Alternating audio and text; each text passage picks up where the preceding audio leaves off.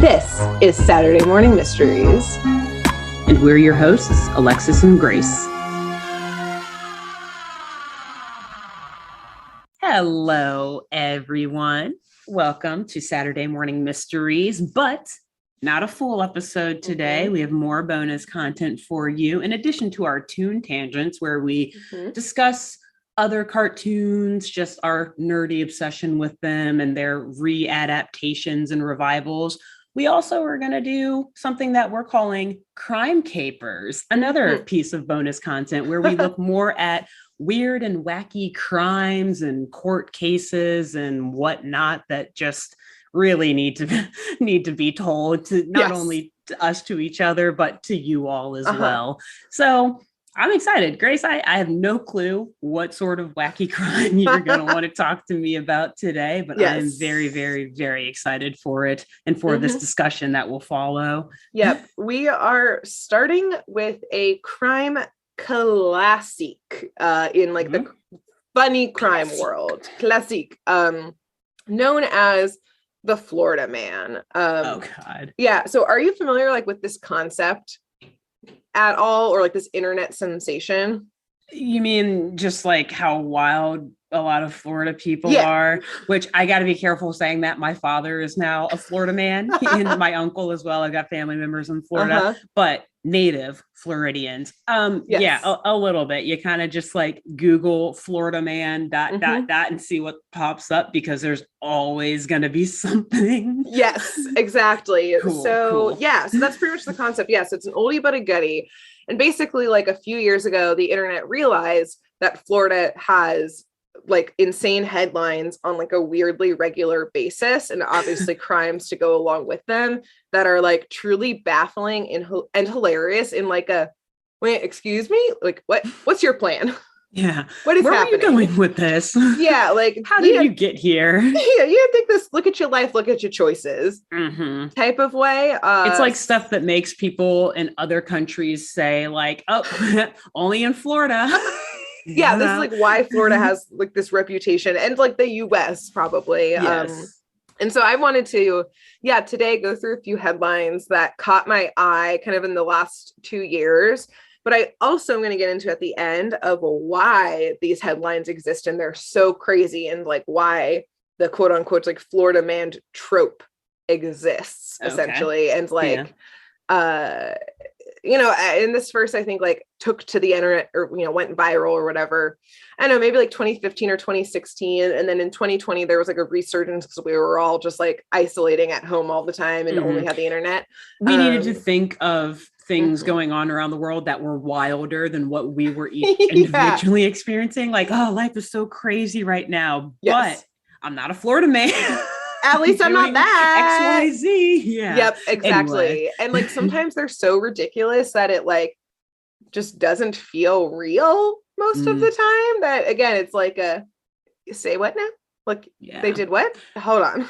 Like pretty sure, sorry, and this is the last thing I'll say before you jump in, or before I let you jump in, but just to like sum all of this up before we get started, I'm pretty sure that the whole bath salts craze started in Florida, didn't it?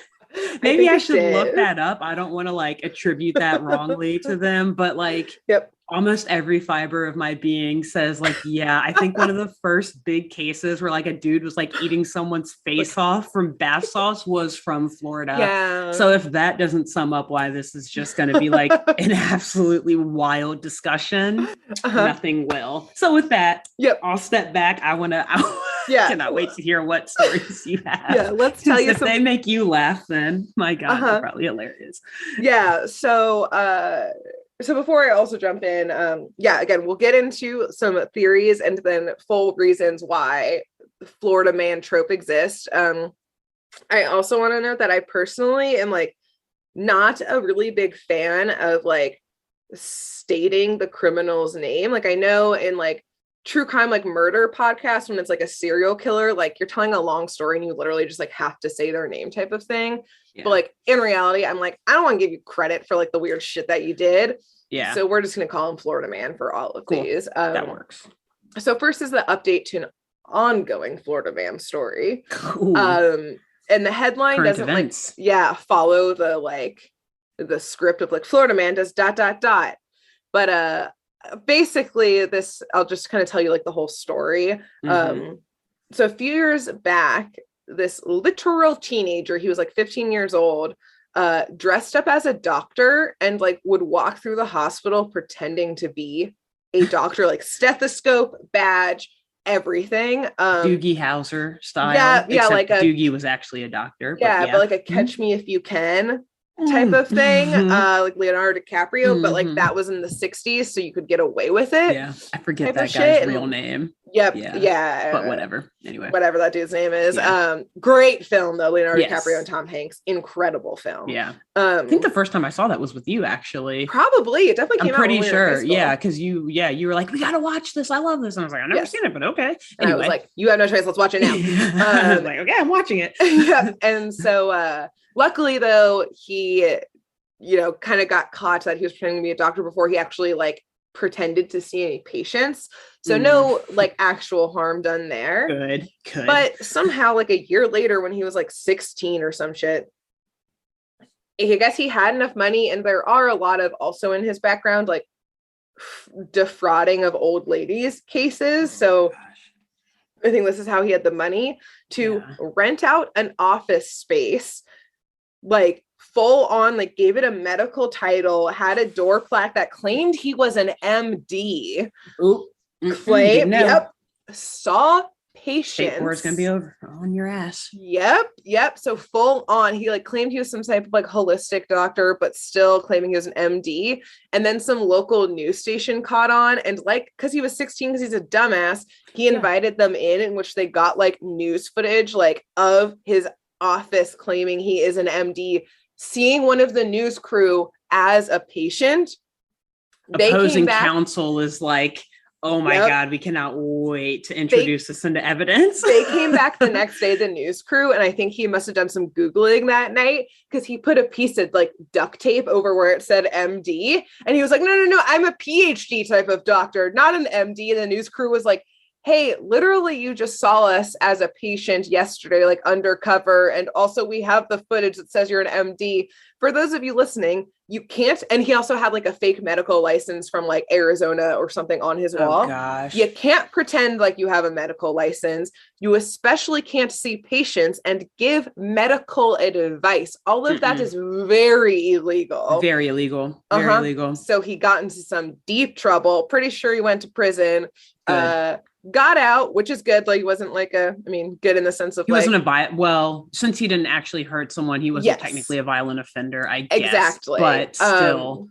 He recently hit headlines again because I don't know where he was working, but he was working somewhere and would for the clients like invoices, he would give them his personal bank account instead of the company's bank account. Oh my God. This just keeps getting worse and worse. And like, I get it. He's not actually a doctor, so he's not subject to those ethical rules. Yep. But at least like in the legal practice, you can't do that when you're a lawyer. You can't. So I know doctors can't do it either. Yeah. And again, I know he's not actually a doctor, but if you're going to pretend to be one. Yep. Well, of like what he's doing now, he's not even pretending to be a doctor now. He was working at an actual company, but working with like front-facing clients, and was just giving them like, oh yeah, like you can pay here. And it was his personal bank account. So he was like, that's embezzlement. Yep, exactly. Yep. He was embezzling funds from the company that hired him. He's like 23 now. He's moved up. Yep. So he's not like, pretending to be a doctor anymore, but still, embezzling funds. So, Jesus. Yeah. Like just in this last January or February, got in trouble for that. So, that's the first one. So that's just an ongoing tale. And I cannot wait to hear what happens to him. He's great. Actually, I don't know. He's an adult now. He might get in more trouble for the embezzlement, but I don't know. Actually, I think he will. I don't know Florida law, and or if they're trying to go federal with any of those charges or whatnot. Yeah, but it probably depends on the company stance. But also, I think the previous ones, because he was a minor, that he was treated as such. Like I know his name was withheld for a while. Because he was under 18, but now that he's an adult, different situation. Aaron / whatever. Yep, exactly. Whatever your real name, Florida man. Okay. So then for some reason, the next few I chose to tell you about all have to do with animals. I think that just spoke to me. They're everywhere. Exactly. There. Yeah. So this next one I fully wrote down all of, is going to be directly quoting from some articles and the headlines. So this is from Gabrielle Nunez's clickorlando.com article, in which the headline is Florida man accused of trying to steal horses, riding them home, deputies say. So basically, wow. You can't steal cars because they don't leave cars in the or keys in the dealership lot. So hey, you got to steal a method of transportation. A horse. So ride it on home. Dude claims that he just thought horses should be free.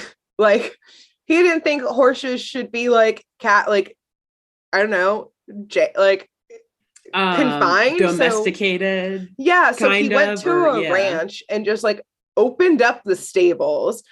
He also stole the ranch owner's truck to try and corral and herd the horses that were all, by the way, each horse was between $20,000 to $80,000. Yeah. Plus stealing someone's truck. So a lot of money at stake. Value and money. But I guess at one point the truck was plan B to the backup plan, because I guess the first part of the plan was he tried to ride one of the horses home, which also I guess he's trying to bring them home, but also wants them to be free. I'm not sure here what this logic was, but quote, I don't want them to be captive here, but at my home, I do. I'll treat them better. I'll treat them right. And the article said quote, tried to ride one of them home, but it got away, which also means the guy probably sucked at riding horses. The horse that he was trying to ride, he was on the horse and that horse got away, which probably means the horse bucked him off. Yeah, shit. So he's not good at taking care of horses. And oh my God. Yeah, so got in trouble for that. I think all of the horses ended up being fine. It was probably a huge fucking ranch, and they probably never made it off the property. This story reminds me just recently, I think it was last year. And sorry, I'm looking down because I'm looking at my phone to get it, make sure I get at least some of these facts right. Where I live currently in Maryland, they're not in my county necessarily or in my neighborhood, but there was a group of zebras that got loose. The Maryland zebras. And honestly, a lot of people in DC and Maryland and Virginia were pulling for them to not be caught. Because we were wait a minute, how cool would it be to say that there's there are zebras native to you find them in Africa and also in Maryland, USA, randomly. Because some guy had a whole farm of them, and it was reported anywhere from 2 to 5 of them were just running loose throughout the state of Maryland for literally months last year, months. I think one of them died because someone had a trap set up for hunting just in general, because it's Maryland. There's a lot of wooded areas and whatnot in rural areas. And a zebra got caught in it. Oh my God, it's so sad because these things were heroes for the DMV area.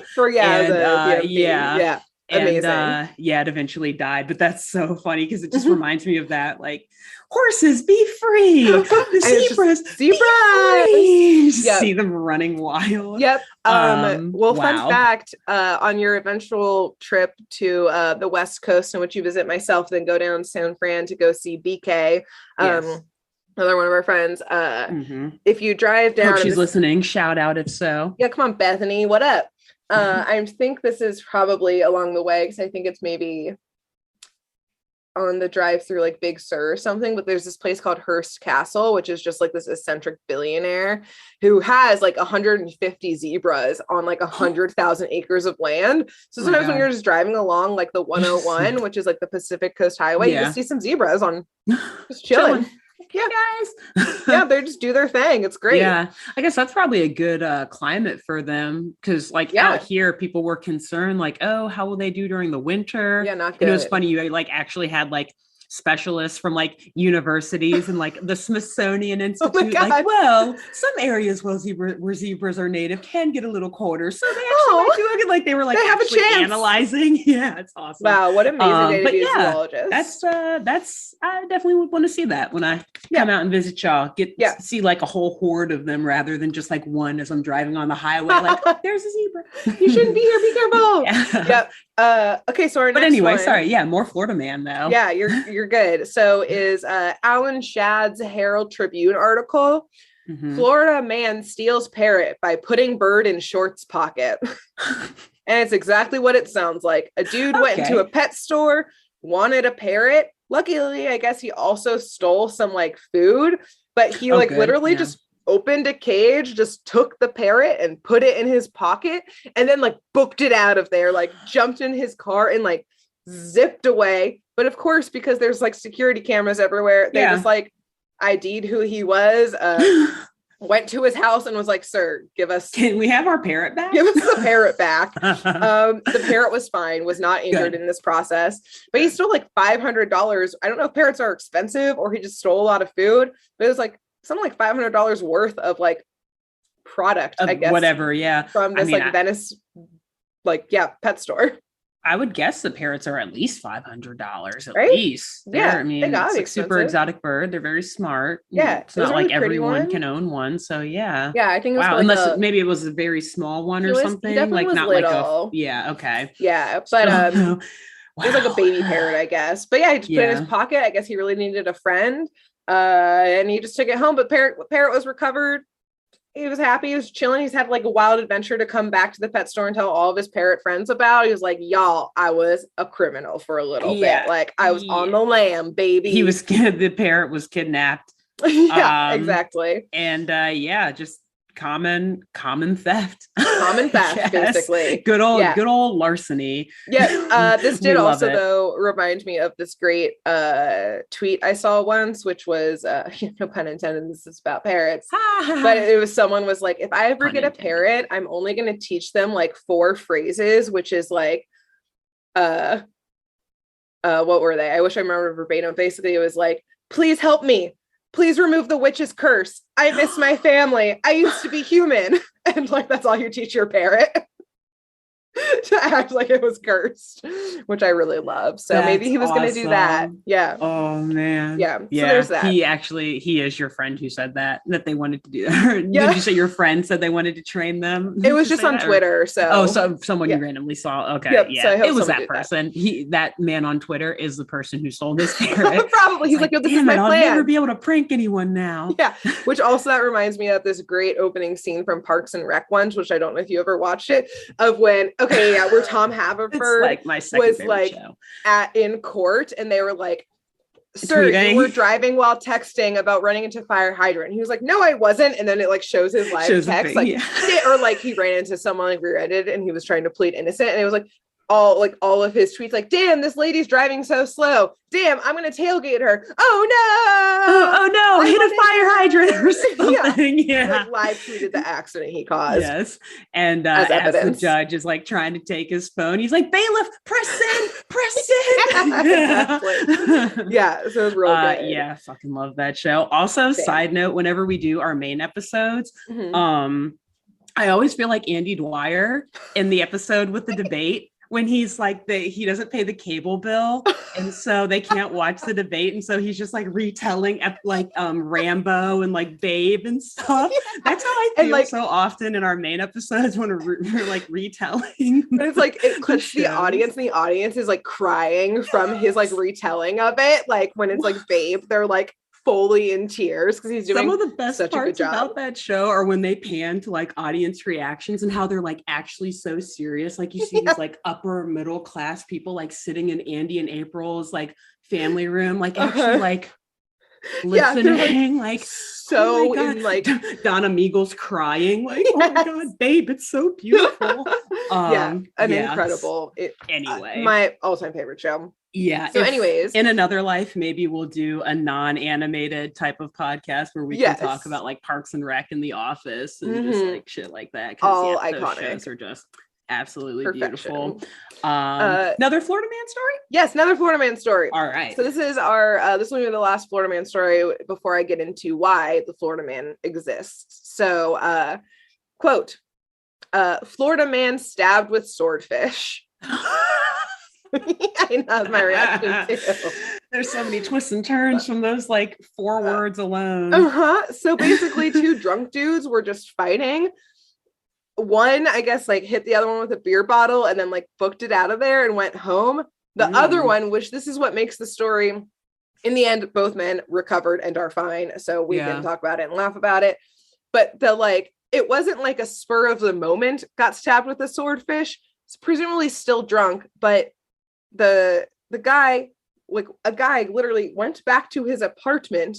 The guy who was fighting with somehow acquired a swordfish. I don't know how close they were to his apartment, but went to the friend's house. Friend opened the door. Other guy used swordfish, sword, nose, whatever the swordfish part is, to stab him in the gut. So like, and it actually stabbed him? Yes. Oh shit. So like they really, they really stab. But yeah, like it's not like they had been out fishing with each other. So it wasn't like they were in the middle of a fight and he just needed to grab something quickly to defend himself and like stab him. He went through the lengths of like obtaining the swordfish as a weapon, finding his friend's house, like all in legal very parlance, drunk. In legal parlance, at least when it comes to like homicide cases, we call that a cooling down period. Yeah, he had a cooling down and then ramped back up. In this case, there's no way he can assert self-defense because literally he like an hour probably went by between the initial altercation and him grabbing a freaking swordfish. Also, so was the swordfish a lot? How we don't know. Like, he like kept it in water in the car and he's driving it and he like takes it, brings the cooler up the stairs, takes it out of a cooler. Yeah. I mean, maybe he could have claimed like the fish was still alive, like they caught it that day, and he was like, bro, I was just dropping off the fish you caught because you forgot it at the docks when you opened the door, still alive, so it freaked out and stabbed you. The fish is liable, not me. It was a peace offering after you smashed a beer bottle over my head. And then I was drunk. The fish went crazy. I tripped and stabbed you in the stomach. Sorry. Yep. So I was today years old when I learned that like a swordfish could legitimately stab you. Like I knew that they're whatever you call them, not nostrils. What is that? I don't know what part of swordfish it's like sharp. Yes, that's where they get their name from. But anatomically, what it actually is. Your fucking stomach. Oh my god! And I'm just thinking of like the nurses who had to like deal with like that wound of being like cause of accident. Swordfish.